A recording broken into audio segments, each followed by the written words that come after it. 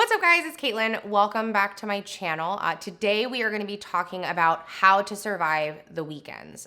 As we're filming this, Labor Day weekend literally starts tomorrow. But all of these following tips are going to help set you up for success, not only for long weekends, but also for holidays, travel, vacation, whatever it is you have coming up. So stay tuned.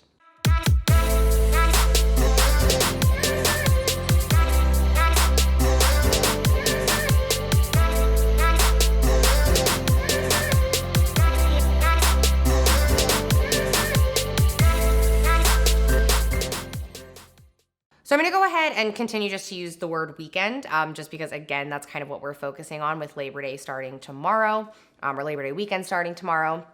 But the first thing I want to address is it's usually pretty easy to stay in some sort of routine Monday through Friday. This is where I see a lot of my clients struggle, especially during their first couple of weeks with me, because they're totally on it Monday through Friday. They've got their meals planned out, they're hitting their macros, and then weekends come and it's kind of all hell breaks loose. So I've got a few tips for how to stay on track, not only during the weekends, but also holidays, vacations, whatever it is you might have coming up. So here's the big truth bomb. We're always gonna have weekends. We're always gonna have vacations. We're always gonna have things that come up that maybe don't lend themselves very well to being perfect on our macros. However, there are a lot of strategies that you can employ that I help my clients with that can set you up for success. So the first tip is check out the menu ahead of time. This could be in regards to going out to dinner.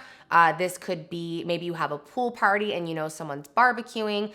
Go ahead, hit them up, find out what they're making, and then you can plan accordingly in your MyFitnessPal or whatever your tracker is for what you want to eat and how much. If you're going out to a restaurant for some sort of a celebration, again, check out the menu ahead of time, hop on the restaurant's website, game plan what you're gonna eat, and then you can build the rest of your day around that. Another option, again, maybe you're going to a pool party or to some sort of a happy hour gathering, is to eat ahead of time. Now, this can sound kind of silly, especially because a lot of times these events revolve around food, but your goals are your priority.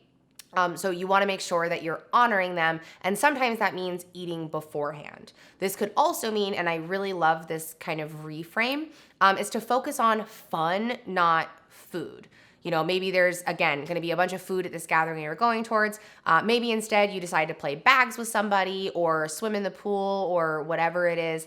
You can focus on that fun factor instead of making it all about the food. I think another big thing that really helps my clients is trying to still eat around the same times that they would normally.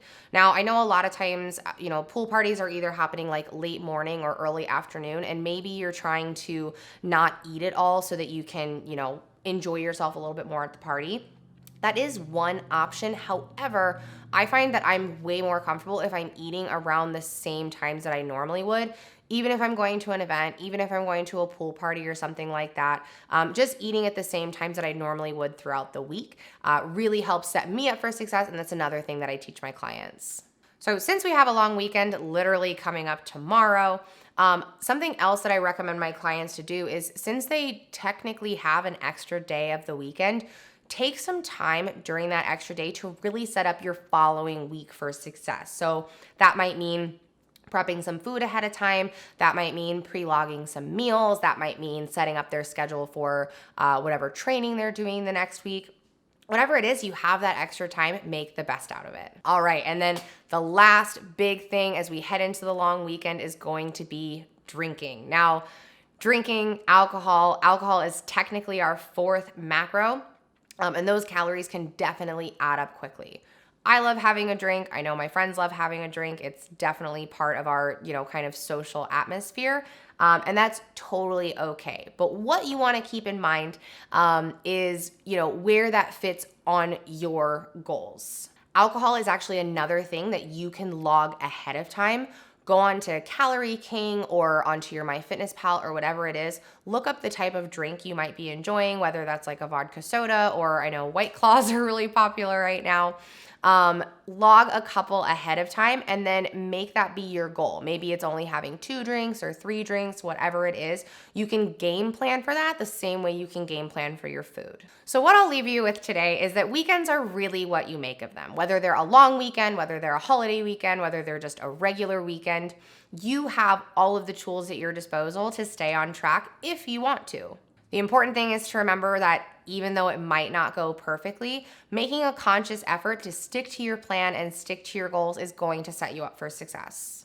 That's all I have for you today. I hope you enjoyed this holiday weekend and really every weekend. If you enjoyed this video, go ahead and leave us a comment, hit that subscribe button, notification bell, and we'll see you next time.